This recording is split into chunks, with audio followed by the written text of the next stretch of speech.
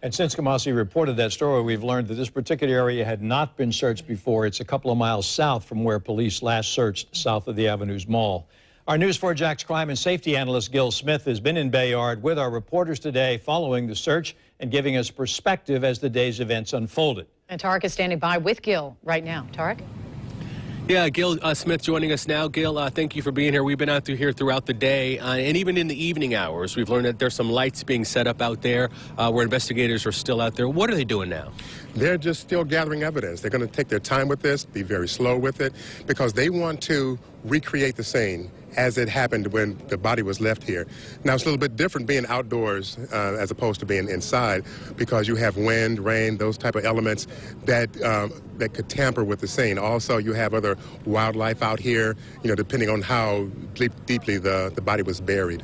And we were working under the impression Ruben Ebron, we've learned, has led and directed authorities to where the body is, and likely told them, in his opinion, how Lonzie Barton died.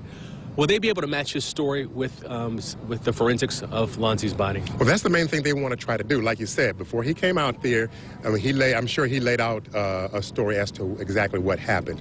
And he may have said that it was accidental. So what they'll do is they'll just match up his story with the evidence that's actually here. Now, not just the evidence here, but evidence at the scene where the car was left, at the home at the apartment. They already have that. That's completed.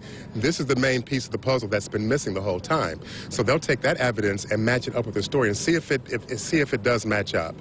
Are you feeling a sense of relief? You've had an opportunity to speak to some of the police officers, some of the people here in this community. Your take on what's happened in the past 24 hours? Yeah, that's true. A lot of people have called me, and you know that seems to be the sense, you know, a sense of relief. Here at this church, Jordan Baptist Church, is pastored by Pastor Nat McClain, who was a former JSO officer. In fact, he was the chief pilot of the air unit. And during the time that Lonzie went missing, I remember him speaking from the pulpit, talking about, you know, the innocent life that was lost. And, you know, it's just so eerie. I just talked with him on the phone just to know that, you know, the body was just a couple of hundred yards away from the church. And ironically, you were here just a few days ago, just a couple blocks down away from Lonzie's body on another assignment. Well, no, I was here at the church on Saturday. I was giving a safety presentation to young kids. So, you know, but this is a very sort of a close-knit area. Not a lot of homes are in this area. The people who live here, some of them have been here for a very long time. In that area, you know, very remote in a sense, but in a way, there's still some houses around it, but not as remote as I would have thought.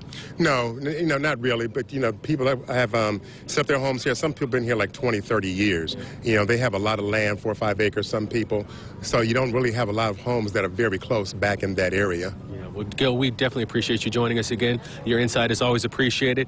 We're going to toss it on back to you guys in the studio. I'm Tarek Miner in Bayard, Channel 4, the local station.